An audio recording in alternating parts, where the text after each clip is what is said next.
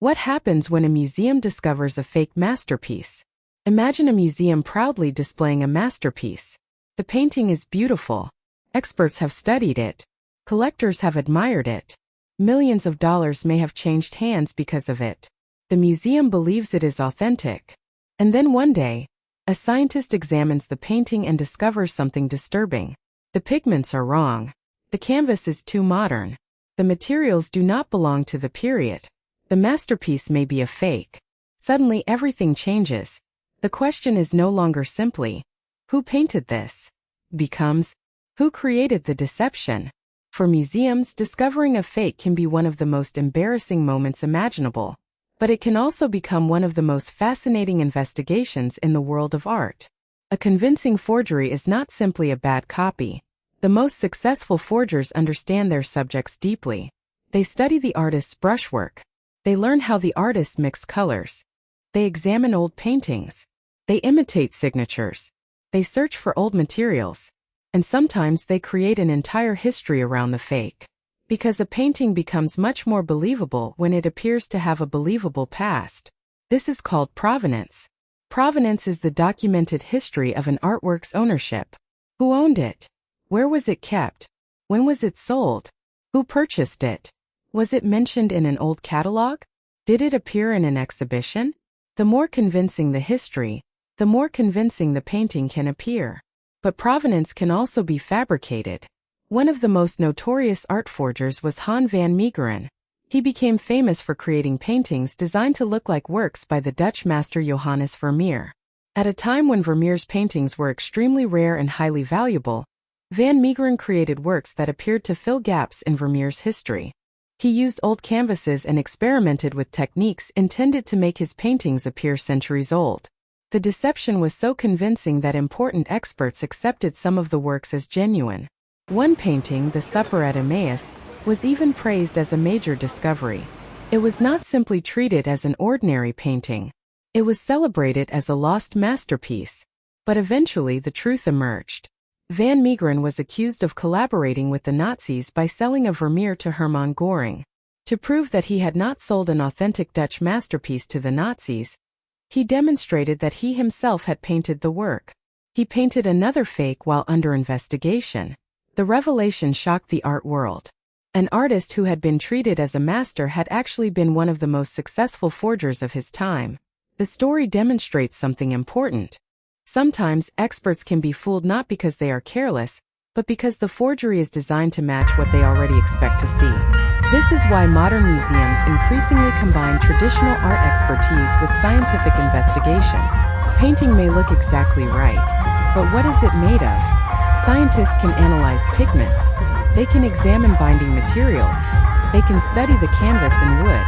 They can look for substances that were not available during the artist's lifetime. Technology can sometimes expose a forgery that the human eye cannot recognize. For example, if a painting supposedly created in the 17th century contains a synthetic pigment developed centuries later, something is wrong. The painting cannot be exactly what it claims to be. Scientific dating can also help. In some cases, researchers can examine the age of materials. Radiocarbon methods can sometimes provide information about organic materials. Other tests can analyze the binding medium or the chemical composition of pigments. But science is not always a simple answer. A modern material does not automatically mean that the entire painting is fake. A painting may have been restored. A later conservator may have added new materials. A canvas may have been replaced. A frame may be much newer than the painting. This is why authentication can become a complicated puzzle. Experts must combine scientific evidence with art history, provenance, stylistic analysis, and conservation records. And sometimes they still disagree. That is one of the most fascinating parts of the art world. A painting can be declared authentic by one expert and questioned by another. A museum may defend its attribution. A collector may insist that the work is genuine. Then new evidence appears years later. The debate begins again. The consequences can be enormous. If a painting worth millions is exposed as a forgery, its financial value can collapse. Collectors may demand their money back. Museums may have to change their catalogs. Insurance companies may become involved. Auction houses may face difficult questions. and the institution's reputation can suffer. But what happens to the fake itself? Does the museum throw it away? Not necessarily. Sometimes a forgery becomes valuable in a completely different way. It can become evidence. It can teach researchers how a particular forger worked. It can reveal the techniques used to imitate an artist. It can help museums train future experts. And sometimes a fake becomes part of the history of art itself.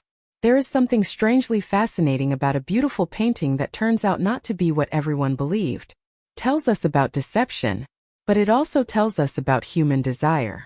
Why did people want to believe it was authentic?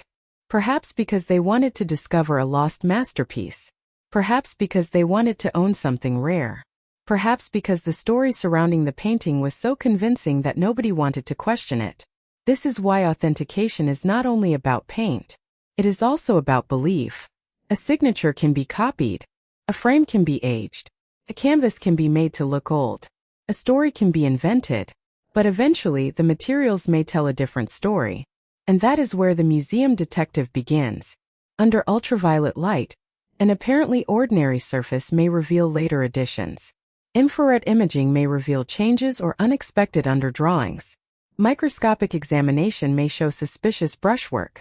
Chemical analysis may reveal pigments that did not exist when the supposed artist was alive. Piece by piece, the story begins to fall apart. And perhaps the most unsettling discovery is this.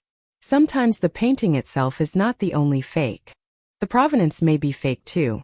The previous owner may never have existed. An old-looking document may have been created specifically to support the story. A forged signature may have been added. A fictional history may have been carefully constructed around the artwork. The forgery becomes an entire performance. So what happens when a museum discovers a fake masterpiece? First comes disbelief, then investigation, then testing, then difficult conversations about what the museum believed and why. The artwork may be removed from public display. Its catalog entry may change. Its value may disappear. But its story does not necessarily end, because even a fake can teach us something real. It can reveal how artists work, how experts judge authenticity, how markets create value, and how easily human beings can be persuaded by a beautiful story. The next time you stand in front of a masterpiece in a museum, you may never think about it in quite the same way. The signature may look convincing. The colors may feel right. The history may sound extraordinary. But behind every great attribution is a question. How do we know? Because in the world of art, seeing is not always believing. Sometimes the most important evidence is hidden in the paint itself. And sometimes the greatest mystery in a museum is not discovering a masterpiece. It is discovering that the masterpiece was never what we thought it was. Gallery Experience: Hidden Stories Behind Art. Episode 9. What happens when a museum discovers a fake masterpiece?